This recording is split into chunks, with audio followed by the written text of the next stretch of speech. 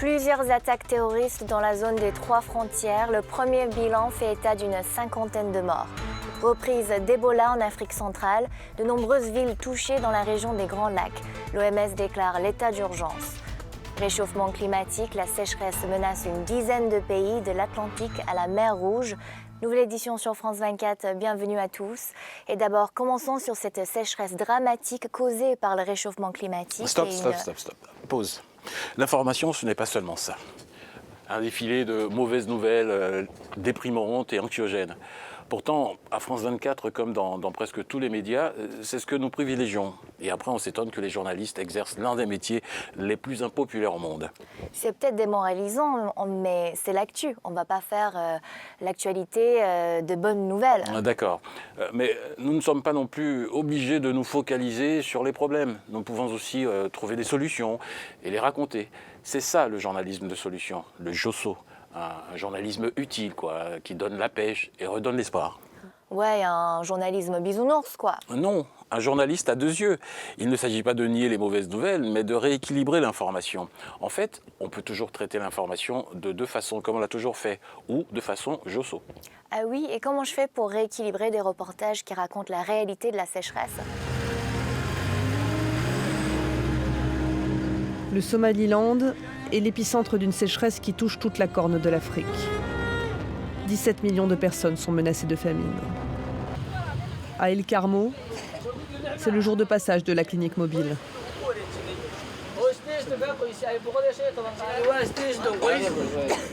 « 18 familles souffrant de malnutrition vont être désignées et recevoir $115 par mois. »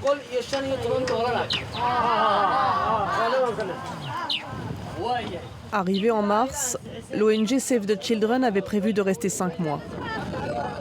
Pour l'instant, la population ne peut se passer de cette présence toutes les 2 semaines.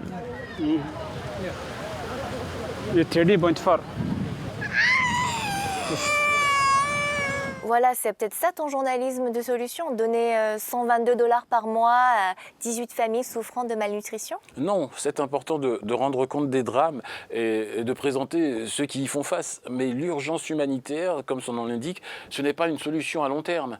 Une situation de sécheresse, le journalisme de solution, le JOSO cherche ceux qui ont trouvé des réponses pratiques et probantes.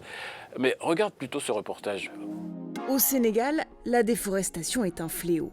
Pour laisser place à l'agriculture, pour se chauffer ou à cause du trafic illégal de bois, environ 40 000 hectares de forêts sont coupés chaque année dans le pays. En disparaissant, ces forêts ne jouent plus leur rôle de protection des sols.